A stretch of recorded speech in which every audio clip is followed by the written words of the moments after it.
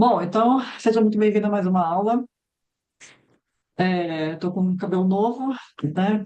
Nossa, me dá uma agonia quando meu cabelo fica com cabelo daquele jeito. Então, vou começar. Me diga se apareceu a tela aí. Apareceu sim. Beleza, então vamos lá. Bom, a aula de hoje ela vai fechar esse módulo de vocabulário, certo? Então, vai ser a última. E vamos falar aqui sobre chunks of words acadêmicos e também sobre a New Academic Word List. Por isso que ela tem essa sigla, né? Vou falar sobre as duas coisas hoje. Então, o foco hoje vai ser inteiro sobre palavras e chunks acadêmicos, tá? Só relembrando que quando a gente fala de palavras acadêmicas e chunks acadêmicos, a gente não está falando de coisas técnicas. Então, a gente não está falando de um texto que vai ter lá sobre coisas muito técnicas, né?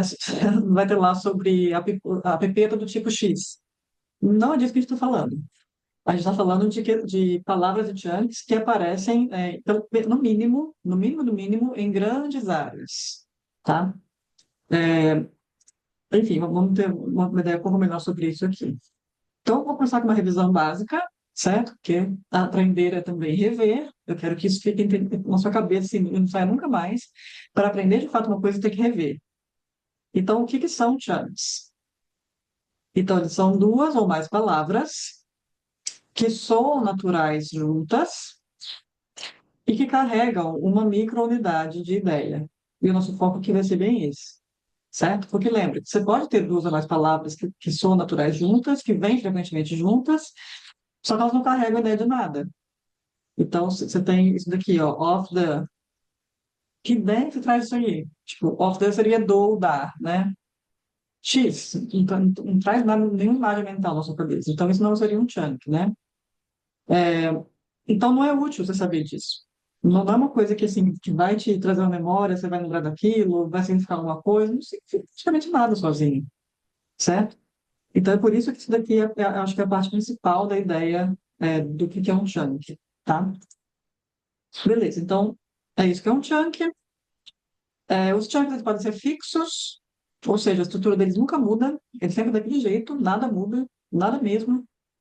Então, exemplo aqui, ó, good morning. É assim que a gente fala. Você não pode falar good mornings. Não pode. Você não pode falar well morning, que good and well são palavras parecidas, né? Não, ninguém fala isso. Ninguém chega para outro e fala beautiful morning.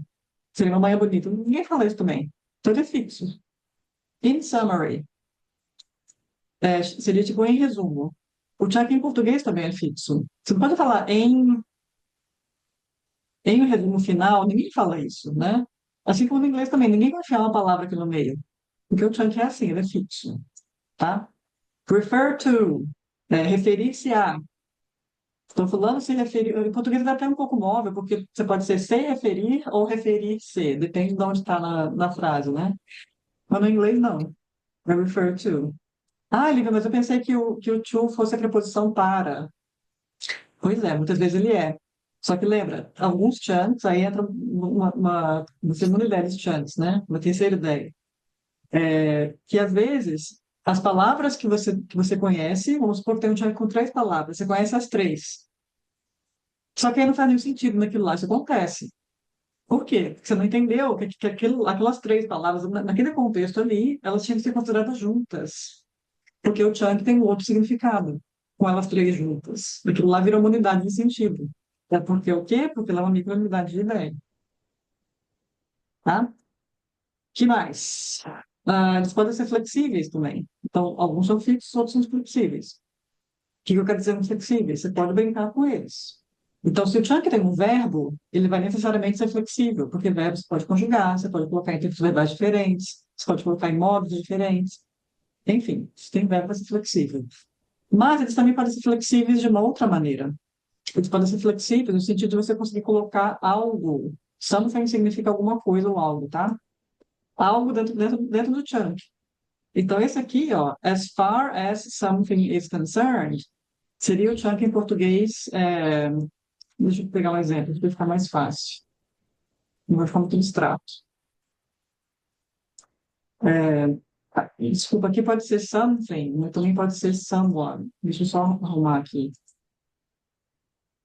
que é alguém, né? Então pode ser algo ou alguém. Porque o exemplo que me veio na cabeça aqui é sobre alguém, por isso que eu corrigi.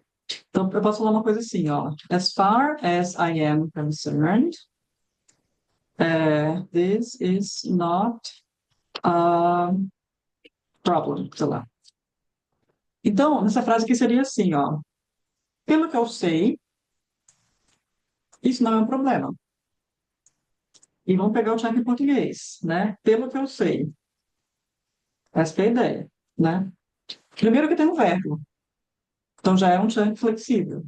Segundo, porque eu posso mudar isso aqui. Pelo que você sabe, pelo que eles sabem, pelo que ela sabe, percebe? Então isso aqui muda. Só que o chunk tem que ter alguma coisa aqui. Eu não posso falar assim. Em português até rola porque os verbos sempre têm conjugação própria, né? Mas, sempre não, às vezes confundo, mas enfim, em português até rola, no inglês não. No inglês você tem que ter esse something aqui, algo ou alguém aqui. Porque a conjugação é muito pobre, né? Tem N pessoas com a mesma conjugação, às vezes todas elas têm a mesma conjugação, então é obrigatório você trazer isso daqui aqui, tá? Deu para captar a ideia desse chunk Deu sim. específico? Deu? Aham. Beleza. Outro exemplo, turn something down. Pode até ser someone aqui também, tá? Eu estou esquecendo do someone. Na hora que eu pensei no chunk, eu só pensei em coisas, não pensei em pessoas. Esse turn something down, se for someone tem sentido, se for something tem outro, tá? Então, por exemplo, she turned their offer down. Seria, aí o turn down, ele é um chunk que significa, nesse caso, recusar. Então, seria ela recusou, tá vendo? Tá parte dele aqui e parte dele aqui. Ela recusou a oferta deles. Ou então, she turned him down. Vai ter outro sentido. Aí, turn down não vai significar recusar mais. Não vai significar. Pode ser algumas coisas diferentes. Pode ser assim, ela. Pode ser no sentido romântico, vai. Ele queria ficar com ela, e ela, só que ela falou que não queria, né? Aí, então she turned him down. Então, no sentido de rejeitar, né, romanticamente. Tá? Pode ter alguns outros sentidos também, mas enfim. Mas você percebe que é um chunk que tem que ter alguém aqui no meio, nesse sentido, né? Aqui tem que ter alguma coisa, nos casos seria a oferta deles, e aqui tem que ter alguém, tá? E não funciona sem isso no meio. E tem que ser no meio. Na verdade, não tem que ser no meio, não. Pode ser depois, mas enfim, pode ser no meio. É isso que interessa aqui. Só que percebe, mesmo se for depois, isso pode ser interessante vocês perceberem, que poderia ser assim, ó, vou pegar o primeiro exemplo aqui. She turned down their offer. Então, seria ela recusou a oferta deles, percebe? Então, aqui tá junto. Tanto faz. Tanto faz. Isso aqui você pode usar da maneira que você quiser, esse turn down. Com o something no meio, com o something depois. Mas o fato é que se o something for depois, ele tem que estar lá. Por que ele tem que estar lá? Porque quem recusa, recusa alguma coisa, não é? Em português também. Então, são verbos que tem, a gente chama de. Eu até esqueci o nome. Enfim, tem que ter alguma coisa. Tem verbos que não precisa ter nada. Tem verbos que eu posso falar assim, ó, eu dormi. Que isso é uma frase completa. Eu dormi. Ela não causa uma sensação assim de que está faltando alguma coisa, né? No caso de eu dormir, eu até posso falar, eu dormi com a minha gata. Posso falar, mas não sou obrigada a falar, percebe? Não gera uma sensação de estranheza se você não falar nada. Agora, quem recusa, recusa alguma coisa. Você só pode considerar que isso aqui é uma frase se imediatamente antes a pessoa estava deixando muito claro o que ela recusou no contexto, né? Porque se você falar só, se chega para você e fala, eu recusei. A sua pergunta vai ser, tá, o que você recusou? Você recusou o quê? Porque é um verbo que ele requer um complemento, certo? Dessa maneira, esse chunk aqui, o turn down, até o português também, vou comparar os dois. Verbo recusar, né? Como que seria o chunk em português o verbo recusar nesse sentido? Seria recusar algo. Tu tem que ter esse algo ali. Então, o chunk do verbo recusar é esse. O chunk do verbo precisar, em português, é isso aqui, ó. Ele é assim. Quem precisa, precisa de alguma coisa, percebe? Então, são chunks diferentes, né? São verbos que se comportam de forma diferente. Então, no inglês, você pode considerar que o chunk é assim, something, pensando só nesse sentido aqui, tá? Deixa eu apagar esse outro, pensando só nesse sentido aqui, ou ele pode ser assim, é o mesmo chunk, só que ele é variável, ele é flexível, beleza? Então, no português, a gente também tem isso, é igualzinho. Às vezes, não, é isso, é igual, é igualzinho. Beleza, então, fixos ou flexíveis. Obviamente, os flexíveis eles vão ser um pouco mais complexos, justamente porque pode aparecer separado, né? Pode aparecer esse something, pode ser uma frase gigantesca. Poderia ser alguma coisa assim, ó. Vou colocar só em português, tá? Só para vocês poderem visualizar. Ela recusou a maravilhosa oferta feita pelo gerente da área. Assim, por exemplo, essa é a frase, né? Em português, é uma palavra só, o verbo. Então, ela recusou, ou o Chandler, ela recusou algo. O que é esse algo? A maravilhosa oferta feita pelo gerente da área. Agora pensa no inglês, né? Você poderia falar assim, ó, she turned, aí você põe aqui a maravilhosa oferta pelo gerente da área, opa, down. Pode aparecer assim. E aí, na hora que eu falo isso, as pessoas entram em pânico. Meu Deus, como é que eu vou saber que esse down tá relacionado com isso daqui? Caramba, não vai rolar e tal. Calma, calma. Não vai ter um troço desse tipo aqui na sua prova. Simplesmente não vai, tá? Isso aqui pode acontecer e tal, mas é um negócio bastante avançado. Se aparecer, vai ser um negócio aqui, no máximo com 3 palavras. No máximo. E essas 3 palavras, elas vão formar um chunk delas mesmas. Aí você vai ver que sobrou uma palavra aqui. Aí, o que eu faço com essa palavra que sobrou? Agora você já sabe. Que se tá a palavra lá sobrando, meu Deus, o que que é isso? Você tem que tentar caçar em algum lugar, né? E aí você vai usar a sua compartimentalização que você fez, fazendo perguntas, né, para achar os chunks, e tentar conectá-la com uma palavra que está aqui atrás, que você não se ligou, que era fazer parte do chunk dela. Mas, de novo, não vai aparecer um troço monstruoso assim, tá? E dificilmente vai aparecer assim como eu estou falando também. Dificilmente, tá? Muito dificilmente. Então, assim, definitivamente não é algo para você tentar se matar que nem o Didi Mocó. Não sei se vocês conhecem isso, né? O Didi Mocó tentava se matar fazendo assim, ó.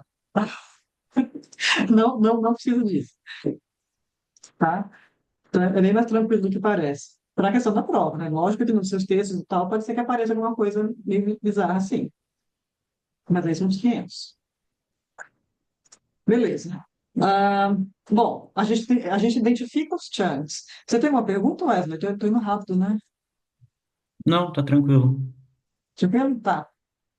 Então, a gente identifica os chunks mais facilmente por meio da técnica de fazer perguntas para o texto, certo? A gente vai fazer isso de novo. E você tem que focar, porque os chunks estão em todos os lugares no texto, tá? Os chunks, isso não foi na aula passada, eles podem estar. Deixa eu mostrar para vocês aqui, ó, rapidinho. Os chunks eles podem estar assim, ó. You should focus, isso é um chunk. Você deve focar. É uma microunidade de ideia, certo? Você deve focar na sua tese, você deve focar em trabalhar melhor, você deve focar em conseguir descansar. Enfim, eu falo de várias coisas sobre isso, né? Agora, focus on também é um chunk, que é o chunk focar em. Porque quem foca, foca em alguma coisa. Nossa, mas como assim, né? O focus está nos 2 chunks e tal, sim. Isso acontece o tempo todo. Eles podem ter essa intersecção, né? E o que pode acontecer também, aqui outra intersecção, ó, só para dar um exemplo. Focus on interesting chunks. Ó, por que não? E o que pode acontecer também é o chunk boneca russa, que chamam. Você pode ter um chunk maior e dentro dele você tem outro chunkzinho pequeno. Aí, às vezes, você consegue ter três, quatro um dentro do outro, certo? Então, pode ter intersecção e pode ser uma boneca russa. E isso não é um problema.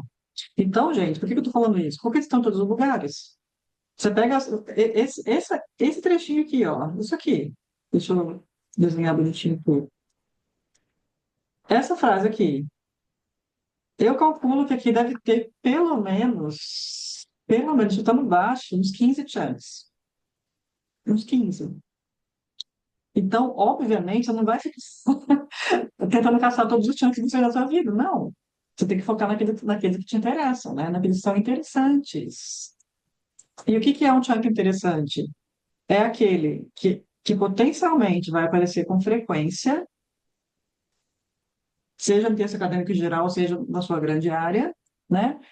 E aqueles que não são nem fáceis demais, porque você já sabe que você vai acabar tendo tempo, né, observando e prestando atenção nesses, e nem difíceis demais. Se é tão difícil assim, cara, não está na hora ainda, esquece esse tempo. Então você tem que fazer esse exercício de prestar atenção no que realmente te interessa, tá? Então essa foi a nossa revisão zona sobre os chunks, vamos para a prática agora. Bom, peguei aqui um texto da área de agrárias e veterinárias, tá? Eu fiz como eu faço sempre, tá? Eu coloquei o texto inteiro para vocês poderem praticarem uma coisa depois, com mais tempo, né, sozinhos, para fazer essa prática sozinho, que é tão importante, tão ou mais importante do que assistir a aula. Eu colocaria como tão, né? Porque se assistir a aula, você não teria essa base para conseguir fazer a prática sozinho, mas enfim, é tão importante quanto a aula. Não estou exagerando, tá? Sem prática sozinho, você não vai chegar a lugar nenhum. Não adianta só fazer aula. Enfim, o que que eu quero que você faça, então? Eu quero que você considere só o primeiro parágrafo. Então, eu vou apagar aqui para tirar essa poluição. Só o primeiro, vamos começar com a primeira frase, né? Vamos começar pequeno. Só a primeira frase. E vamos ler da forma que a gente já combinou, né? A gente vai ler fazendo perguntas para o texto. Em voz alta, vamos lá, você começa. Hum, tomate, Pode usar o dicionário, né? Word reference. Vou usar aqui de novo. Inglês e português. Só colocar no Google que aparece ele. crops é plantação. Então, plantações de tomate. Precisa de tomate, beleza. Qual é a pergunta?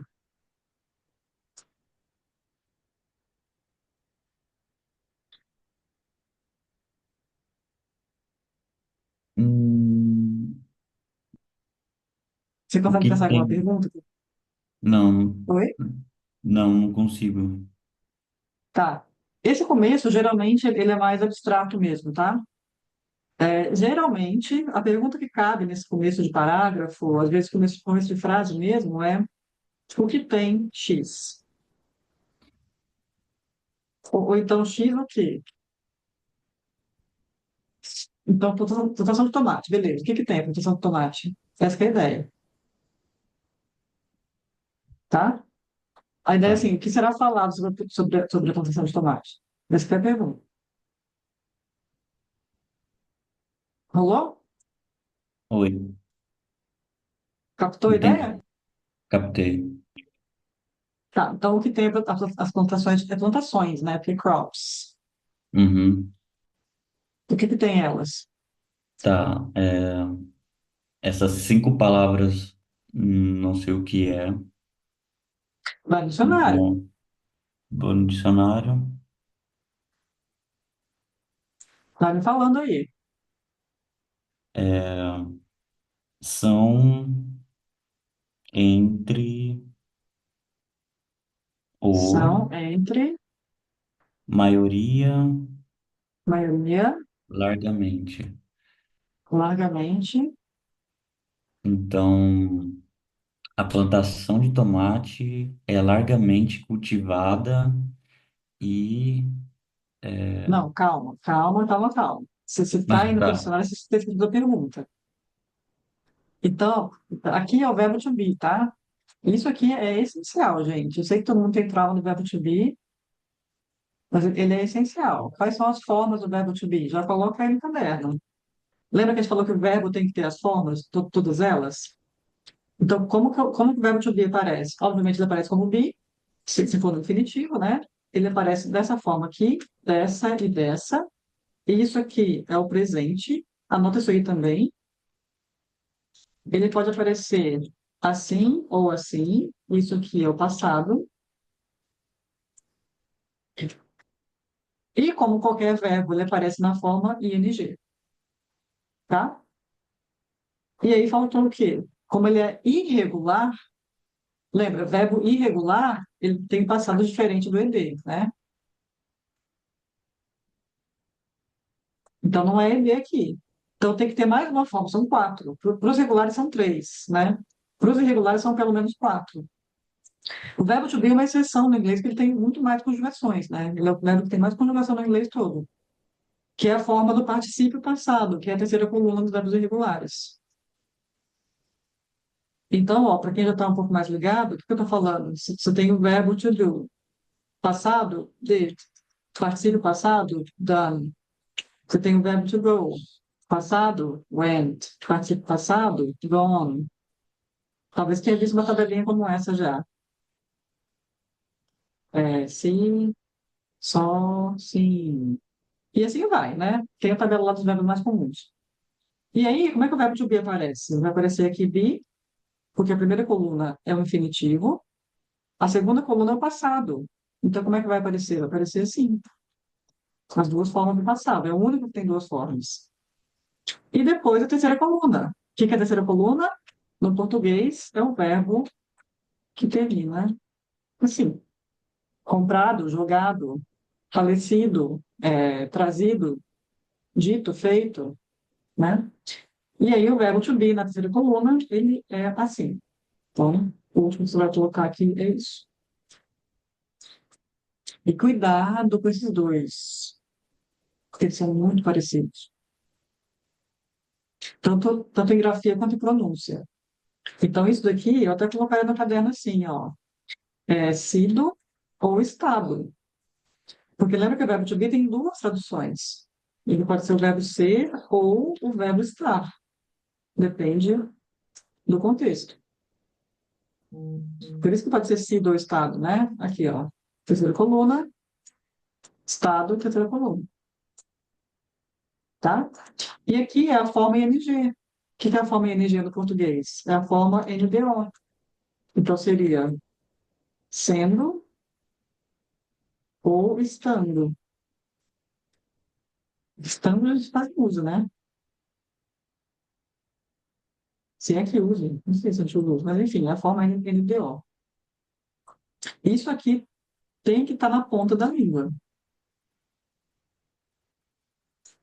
A tabela inteira não, claro. Isso aqui é com o tempo que você pega, né? Mas o fato disso aqui, você pode decorar como você quiser, tá? Não precisa saber esse nome, não. Esse nome é para quem gosta de entender as coisas e tal, gosta de linguística, né? Participe passado ou terceira coluna. No quê? Na tabela de verbos irregulares. Como você preferir. Ou você só tem desenhado e do ito, tá? Enfim, então isso aqui tem que estar na cabeça. Isso aqui é uma coisa assim, tem que estar na sua cabeça, não é uma coisa que você ficar consultando quando você precisar. Claro que no começo, né, vai ser assim, mas isso aqui é a prioridade para você deixar na sua cabeça, porque aparece o tempo todo. Combinado? Eu tenho, confessar, uma repulsa por isso. Eu não consigo estabelecer na minha cabeça, porque é muito nome para cada coisa. Eu consigo decorar cada palavrinha, mas o que é a coluna, onde está, o que é o particípio passado, não entra. Não, você não esquece isso aqui, então. Como eu falei, isso aqui é para quem gosta de associar o nome com a coisa. Esquece isso aqui. Esquece isso Uhum. aqui também. Só precisa saber que, ó, é, verbos regulares. O que que é um verbo regular? Você lembra? Eles vão ter uma forma só, entre aspas. Os verbos regulares. Quando você pensar em verbo, pensa em uma tabela com três colunas, tá? E repara a bênção que é isso, Wesley. Porque imagina uma pessoa aprendendo português, cara. Eu estou, você está, nós estamos, eles estão. Aí tem o tu estás, né? Portugal tem voz. É um inferno, velho. O inglês são Aham. só três. Por que que são só três? Tem a forma do infinitivo, que é o verbo pelado, é o verbo cru, é o verbo sem nada, sem conjugação, sem tempo, sem aspecto, sem modo, sem nada, tá? Que é o infinitivo? É o verbo com o to na frente. Então, to go, to say, to buy, né? Na tabela a gente omite o to, porque pra que ficar colocando to? A gente omite só. Então, a tabela tem infinitivo, depois a tabela. Enfim, por que que eu apaguei? Infinitivo. Depois ela tem o passado.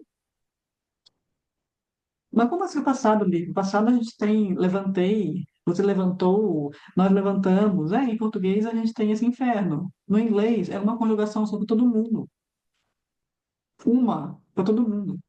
Por isso que tem a tabelinha aqui do passado. Como que é a conjugação do passado? Porque só tem uma. E aí aqui você tem, vamos colocar assim, a forma ado, ou ido, ou ito. É isso que você precisa saber. Esquece os nomes. Por isso que ela chama a terceira coluna. Porque os verbos, eles têm três colunas só. Porque a forma ing, ela é igual para todo mundo. Então, você não precisa colocar ela aqui. Entendeu? Então, se o verbo for regular, o que que vai acontecer? O infinitivo vai ser de um jeito, vai ser de um jeito X. Vamos colocar aqui o verbo X, o verbo regular X. O que que vai acontecer no passado? O passado vai ser X com ed. E o que que vai ser da forma a do i do ito? Ele vai ser X com ed também. Acabou. Ou seja, você não precisa de uma tabela dos verbos regulares. Ninguém precisa. Porque é só X e X com ed no final. Acabou. Claro, e a forma ing, né? Tranquilo até aqui? Aham. Tá. Aí tem só que tem os verbos irregulares. Por que que ele chama irregular? Porque ele não tem essa regularidade aqui, certo? Então você tem o verbo y, que é irregular. Opa. Aí o que que vai acontecer com o verbo y? Eu sei lá, ele vai virar z aqui, porque ele é irregular. E aqui ele vai ser w, porque ele é irregular, entendeu? E esse z e w pode ser, sei lá o que que pode ser, velho. Pode ser um monte de coisa. E claro, vai ter a forma ing. Então percebe, aqui você tem um a mais, porque esses dois aqui são iguais, aqui eles são diferentes. Tranquilo? Tranquilo. Ok. Então, o que acontece com o verbo to be? E é o único verbo que acontece isso. Ele vai ter dois passados, então você vai ter aqui a forma Z e a forma K, sei lá, certo? E no presente, o presente não está nessa tabela não, tá? Porque o presente, em todos os verbos, ele é muito simples. Então nem precisa de tabela para ele, de tão simples que é. Só o verbo to be que é diferente. Porque o presente, ele pode ter essas três formas. Por isso que tem mais situações, ó. Então, um verbo regular qualquer, ele vai ter quatro, desculpa, ele vai ter três formas. O infinitivo, passado e a do ido, que é igual, e o ing, certo? Quase todos os verbos estão aqui. Os irregulares, você vai ter quatro formas. Você vai ter a forma infinitivo, a forma do passado, a forma do a, do i, do ito e o ing. Tudo bem? Tudo. E aí você tem o verbo to be, que é o único. Aí você tem a forma, que tem duas formas do passado e o presente também é diferente. É isso. Deu uma clareada aí? Sim, Hum? deu para entender, sim. Beleza. Então, com base nisso, se precisar, reassiste essa aula, né? Vai das aulas, gente. É normal que vocês tenham que reassistir, tá? Reassiste de novo. Quando tiver a sessão Tira Dúvidas, você traz as suas dúvidas, vai anotando aí. Enfim, ah, então isso aqui tem. O ponto é, isso aqui tem que estar na sua cabeça. Então, toda vez que você topou com um desses aqui, opa, deixa eu conferir lá o que que é. Ah, é presente. Então tá, então o verbo to be no presente. Então, ser estar. Como é que é ser estar no presente? Sou, está, estamos. Depende do português, né? Então tá. Então, plantações de tomate, verbo ser estar no presente.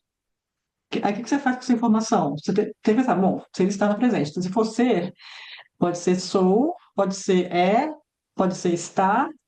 Mas o que que é aqui? Você não precisa fazer todas as conjugações do português. Você vê o que que é, o que está se referindo a quê? A plantações de tomate. Plantações de tomate são elas. E no português elas estão, né? Ou elas são. Então o que que você fica aqui? Você fica só com estão ou são. Então, plantação de tomate são entre, certo? Aí você continua. Ou então, plantações de tomate estão entre, e aí você continua. Tudo bem? Tudo. Dúvidas? É, nenhuma por enquanto. Tá. Elas vão surgir na hora que você começar a praticar. Por isso que tem que ter a aula de plantão de dúvidas, né?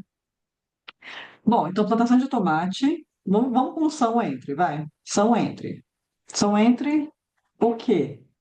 Então você consegue cortar aqui. Uhum. Continua aí. Aí É, você falou a maioria. Que mais? a maioria largamente. Então, plantações de Maioria tomate, largamente é um chunk. hum, é cultivado, até cultivado. Seria o chuck. Até aqui?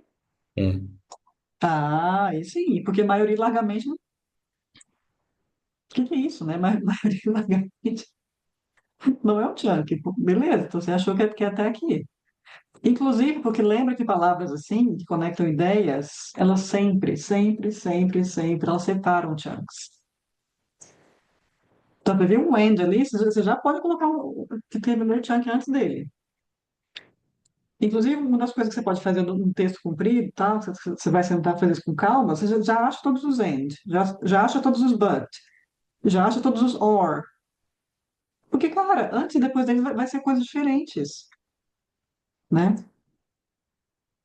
Ah, beleza. Então, plantações de tomate são entre a maioria largamente cultivado. É isso? não, não faz sentido. Então, plantações de tomate são, em sua maioria, cultivados largamente. Mas e o entre? Hum, Existe a questão de que palavras podem sumir na tradução, mas você não vai sim. assumir isso logo de cara, né? Primeiro você tem que tentar encaixar todas elas. Percebe que aqui, ó, a gente chegou no are, né? Verbo to be no presente, beleza. Só que pode ser ou estar. O que que você faz na sua cabeça? Você tem que abrir um compartimento para essas duas possibilidades. Opa, que coisa que eu estou fazendo, meu Deus? Ser, estar. Ah, é porque eu pensei em são e estão, né? Porque Uhum. são as plantações, certo? Então, ou são ou estão. Só que aí você já foi com são aqui. Você não deixou o espaço nas cabeças para o estão, porque pode ser os dois. Então, quando você tem ambiguidades assim, essa palavra pode ser X ou Y, primeiro você tenta com X. Rolou lindamente, encaixou que nem uma luva, beleza. Agora, tá meio assim, tá no sei, você tenta outra. Então, plantações de tomate são entre. Já não fica esquisito? Estão Aham, entre, já fica muito melhor? O aham. que que você acha? Acho que fica. Fica melhor, né? Uhum. Então, tem que ter essa flexibilidade mental, jogo de cintura linguístico.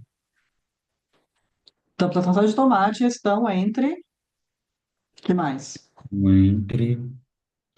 É, A maioria largamente cultivada. estão entre a cultura mais cultivada e economicamente significativa. Que logicamente significativa é um junk, né? Então, percebe que aqui você teve que fazer uma operação. Vamos pensar nisso como operações, né? A gente faz essas operações enquanto está aprendendo a ler. Qual operação você tem que fazer aqui? A primeira operação é, cara, isso aqui não pode ser literalmente do jeito que está aqui. Uhum. Então, tem que pensar na ideia. Porque a maioria largamente cultivada não é uma coisa que a gente fala. Qual que é a ideia aqui, então? A ideia é uma das mais cultivadas. Então, plantações de tomate estão entre as mais cultivadas. Ou as mais, em vez de largamente, as mais amplamente cultivadas. Aí você dá uma adaptada aí, jogo de cintura linguístico. Uhum. Se parece muito difícil para você agora fazer essa operação, é porque ele não está muito desenvolvido ainda. Mas, cara, a única forma de você desenvolver esse jogo de cintura linguístico é fazendo isso, é tentando. Não é assistindo aula, é você lendo e tentando. Tá bom? Sim, sim.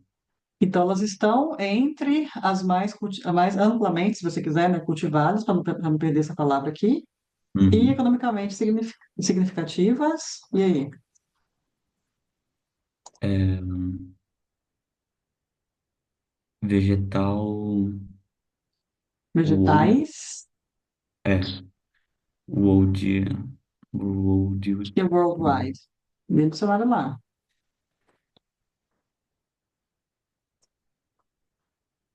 mundialmente. É, plantações de tomates Então, são uma das mais cultivadas e economicamente significativas do mundo, vegetais do mundo. tem que ter o vegetais em português. Se colocar um vegetal ali, caga tudo, não caga? Com perdão Sim. da palavra. Aham. Tem algum lugar que você pode colocar esses vegetais aí? É,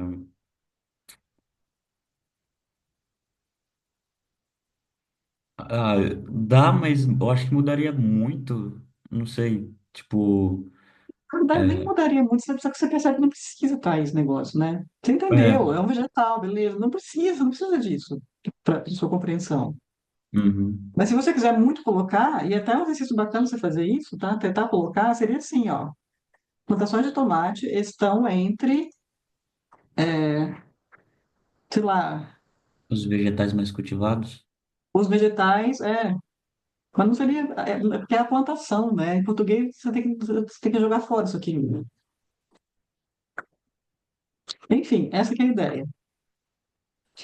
Beleza.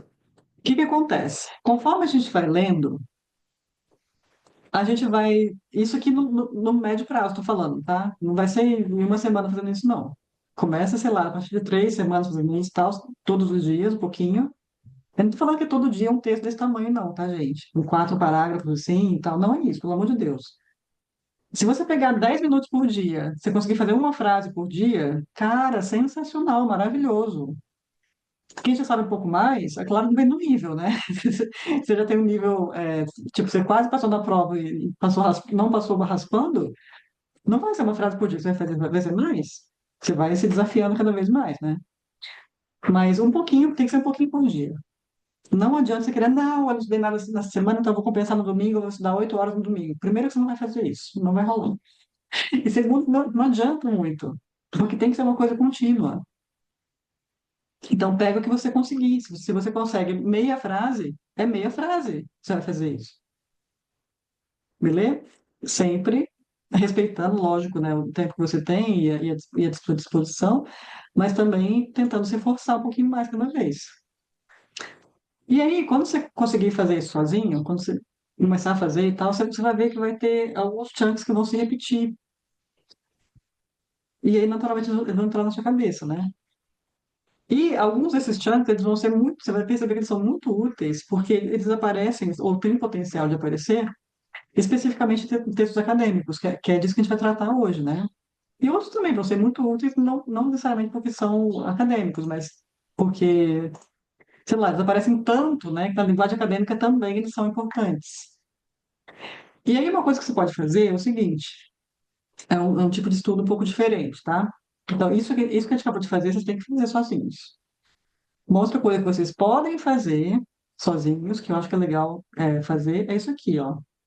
Você pega o texto, você pode copiar os textos das aulas todas que eu estou dando para vocês, por isso que eu estou dando um monte de texto, tá? Diz que eu deixo um monte de coisa lá, um monte de material para vocês poderem praticar. Não tem desculpa de, não sei qual material para praticar. Vai estar aqui, tem só abrir os PDF no curso.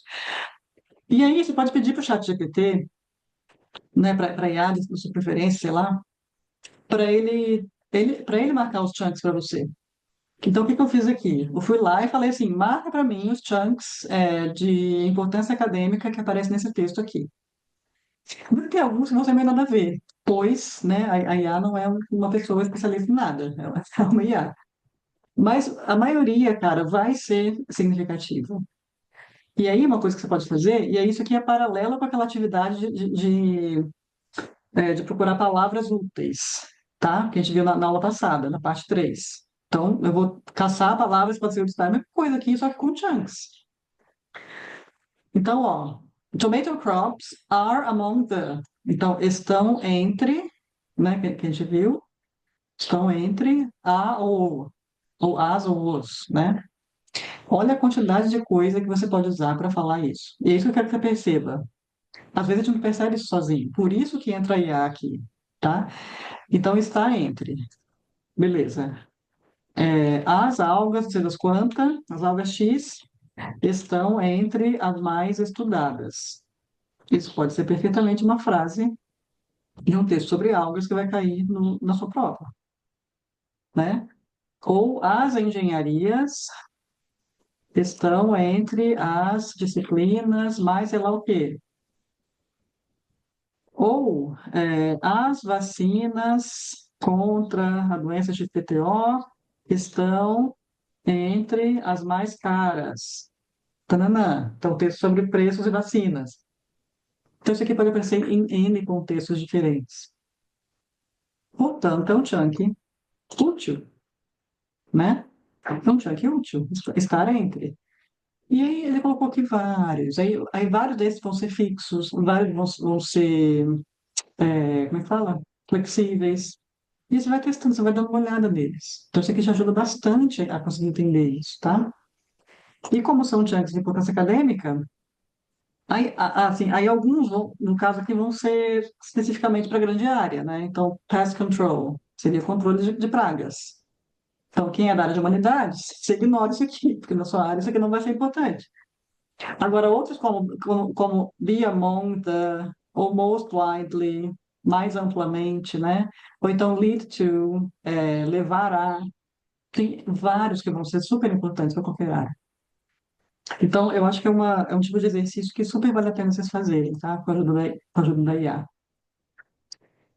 Ah, beleza, então tem isso. Aí, vamos para New Academic Word List. O que que eu sugiro que vocês façam com ela? Apareceu aí? Outra tela? Apareceu. Tá. Então, essa aqui é uma das formas que ela aparece, tá? Tipo, você pode aparecer ela de acordo com frequência, de acordo com dispersão, tem outras formas que ela pode aparecer, aqui em ordem alfabética. Eu acho que a ordem de frequência é mais interessante, porque aí vocês veem realmente quais são as palavras que aparecem mais, né? A gente já falou um pouco sobre isso quando a gente falou das listas em geral. Se você parar para perceber aqui, eu coloquei essa de frequência, essa de alfabética mesmo, porque ela é mais limpa, tá? Ela parece de uma forma mais limpa. A outra parece cheia de números, esse número do nada, é uma planilha do Excel, mas enfim. E aí você vai vendo aqui, ó, olha a quantidade de palavras cognatas. Abdominal é abdominal. Absorb é absorver. Absorption é absorção. Accelerate é acelerar. E assim por diante. Então, aqui a gente tem a tal da headword, que eu chamei de palavra-chefe, se não me engano, né? Tradução que eu dei, e as palavras relacionadas. Você vê que nem sempre tem. Mas isso aqui é muito útil para você começar a entender também aquela questão de classe de palavras, você jogar para aquilo. Então, accelerate, eu acho que até acceleration deveria estar aqui. Porque tá vendo? Tem a mesma raiz, né? E accelerate é um verbo, acceleration é o substantivo. Então, acelerar é aceleração. Então, você vai dando uma ideia, isso aqui é bacana, porque você vai percebendo os sufixos, né? Então, o sufixo ed, esse sufixo s, o ing, que é do quê? De verbos regulares, certo? Aqui, esse sufixo shan, que é de substantivo, ó, accumulation, né? Acumulação, absorption, absorção. Então, a partir da tabela, você consegue ir observando uma série de coisas. Não é só assim, cognato ignora, cognato ignora, cognato ignora. Não. Você pode aprender bastante coisa aqui. Você pode aprender especificamente sobre classes de palavras, para fixar isso na sua cabeça, porque lembra que, às vezes, você saber qual que é a classe da palavra já te salva, já te libera de ter que entender, de ter que ir no dicionário e ver que é aquela palavra de novo pela 15ª vez, já te libera disso. Porque você já percebe que, isso aqui é um substantivo e, cara, foda-se. Nesse contexto não é importante, entendeu? Então, isso aqui é muito importante você entender. E também te dar essa ideia de sufixos, tá? Com o tempo você vai, de tanto ver, você vai incorporando isso, você vai entendendo o que que eles podem ser, o que que eles não podem ser. Então, essa é uma coisa legal que você pode tirar dessa tabela também. E aí, obviamente, você vai dando uma olhada e você vai parando tudo aquilo que não é cognato, ou que parece talvez ser um falso cognato, né? Aqui, ó, afterward. Não é cognato nem falso cognato nada, né? Aquelas palavras terceiras lá que não são nada. Então, isso aqui você tem que realmente ver o que que é. E se está aqui, é porque é uma palavra importante. Claro, aí isso aqui você vai fazer na tabela por frequência, né? Então, vou pegar, sei lá, ela tem 900 e quanto? 963 headwords. Então, não precisa ver tudo isso, né? Você vai ver, sei lá, 200 primeiras, tal, 300 primeiras, para poder fazer esse exercício aqui, certo? E aí, tá, então, key takeaways, coisas que eu quero que fique na cabeça para você levar para casa, né? Isso aqui é um bem bolado do módulo inteiro, na verdade, tá? Então, você tem que ler o máximo que você puder. Primeiro, praticando a sua leitura extensivamente, que foi como a gente fez hoje, e que foi como a gente viu na aula número 2, se eu não me engano, um e 2. E também para adquirir o vocabulário que você puder. Todo o vocabulário que você puder. E quando eu digo vocabulário, eu estou falando de palavras e chunks. Então, a gente viu na aula passada, na parte 3, né, de palavras, e nessa aula de agora. Inclusive usando a IA para isso, se você achar interessante, né? Você tem que incorporar a técnica de fazer perguntas para o texto na sua prática de leitura. Você tem que encontrar a melhor forma de fazer anotações. É a forma que é a melhor forma? É a forma que você gosta mais. É a forma que você acha que funciona melhor para você. É isso que é a melhor forma. Eu gosto de variar. Beleza, então é variando. Não tem receita de bolo aqui não, tá? Só que não é só tomar notas, é revisá-las periodicamente. Mas quantas vezes? Cara, quantas vezes você precisar. Depende. Tem palavra que você viu 2 vezes, tá? É isso aí, acabou. Tem palavra que você viu 10 vezes. Meu Deus do céu, literalmente a 10ª vez que eu tô vendo isso, não entra na minha cachola. Tem que revisar mais. É assim. E por fim, você tem que tentar entender os chunks flexíveis de uma forma gramatical. O que é entender o chunk de uma forma gramatical? É você pensar, vamos voltar no exemplo lá, né? Turn down. Então pode ser turn down something. Opa. Ou turn something down. Isso que é entender o chunk de uma forma gramatical. Porque não tem. Isso aqui não é uma frase. Isso aqui não é um chunk de fato. O que é um chunk de fato? Um chunk literal, como eu chamo, né? É turn down the job. Ou turn the job down. Né? Então, isso aqui eu chamo de chunk literal. Tá lá numa frasezinha, né? Isso aqui é o chunk gramatical, é a lógica do chunk, certo? Então, o que que pode ser esse something aqui? Pode ser qualquer coisa que você quiser, em vez de que seja algo, beleza? Então, isso é importante também. Isso vem com o tempo, tá? Isso aqui é um pouco mais avançado já. Se você está boiando muito nisso aqui, é porque não é a sua hora ainda, não se preocupe com isso. Mas, se você quiser atender e tal, traga suas perguntas na aula de tira dúvidas, tá? E, por fim, é, dá uma olhadinha, né, na New Academic Word List e faz as coisas que eu falei, tá? Tenta extrair dela tudo que você conseguir. Sufixos, classes de palavras, palavras que não são cognatas, etc. Então, essa aqui é a proposta de tarefa da casa de hoje. Tá bom? Então, por hoje é isso. Espero que tenha sido útil para todo mundo e até a próxima. Tchau, tchau. Até. Tchau.